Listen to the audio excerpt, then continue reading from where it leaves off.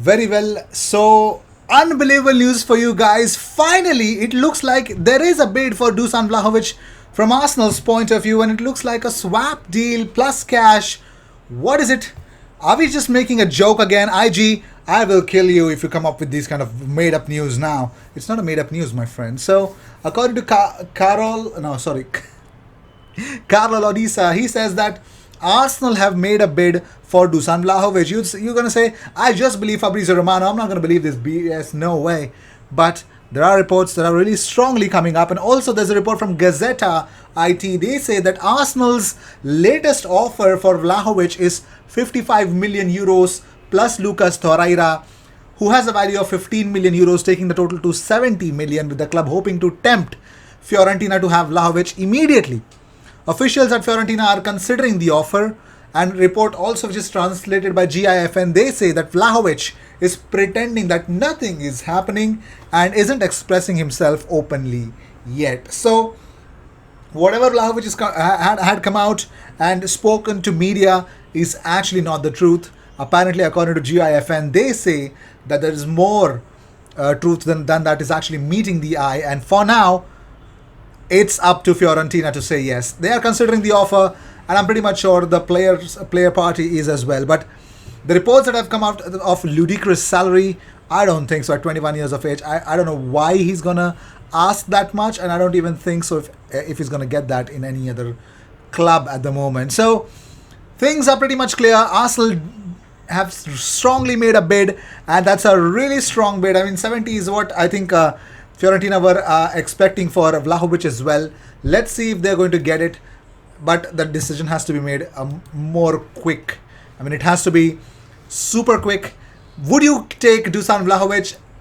Silly question, but still, when people have actually spoken about Ishak to me in the comments of my previous episode, this is also a mandatory question. Would you take Dusan Vlahovic at Arsenal according to the style of what Arsenal play in?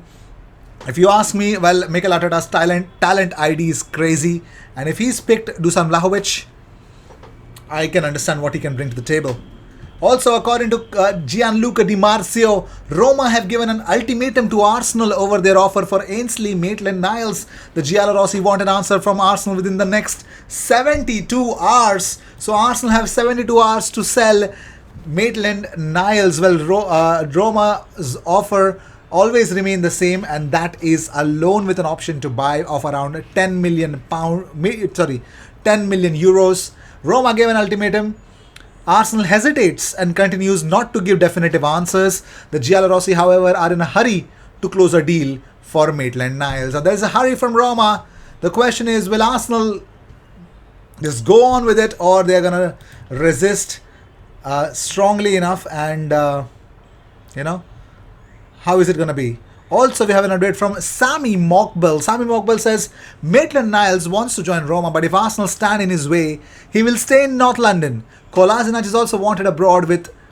we're going to talk about Kolasinac, but first wait. Maitland-Niles will hold face-to-face talks with Mikel Arteta this week ahead of a potential move to Roma. He is set to enter the final 12 months of his contract and leave Arsenal in danger of losing him on a free transfer. So Sami Mokbel says Arsenal are definitely going to take it, but the big question is Maitland-Niles is the key. He wants to go. He just wants to leave Arsenal. Will Arsenal let him go? Because if they do, they need to be desperate in the market and get a midfielder. No matter what, they have to get a midfielder. It's that serious at the moment. Very well. Fantastic to say. And the least bothered player, the player that Arsenal fans are least bothered about is Pierre-Emerick Aubameyang, and that's exactly how it shows is going to happen in the transfer window. Also, according to Sami Mokbel, Arsenal have urged European clubs to sign Pierre-Emerick Aubameyang after being frozen out of Mikel Arteta's squad, but Arsenal fear his value has plummeted after he was stripped of the captaincy. That's another big question. Also, his participation in Africa is likely to complicate any potential deal before the January window shuts, but the path for his eventual exit is being cleared. So Aubameyang is not in the plans. It's clear, loud and clear. The message has been sent, and the fallout just adds on to the misery. So let's talk about Kolasinac. Finally, we have someone who's looking for Sead Kolasinac. According to Sami Mokbel, Marseille are interested in signing Sead Kolasinac, who has 6 months left on his current contract. We all know what Marseille did. Took Saliba and Guendouzi on loan, and we know what they're doing. Crazy two players.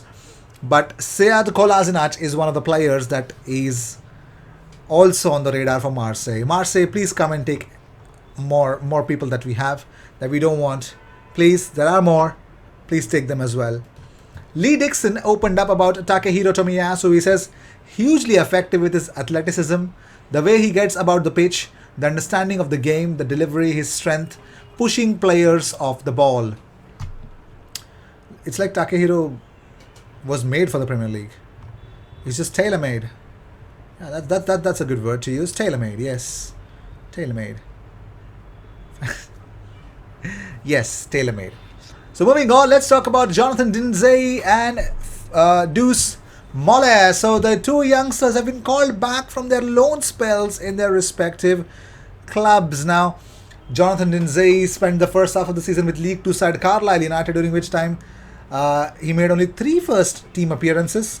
Meanwhile, in Germany, Deuce Molle was sent to FC Victoria Cologne. He made 13 appearances, scoring 3 goals and assisting once.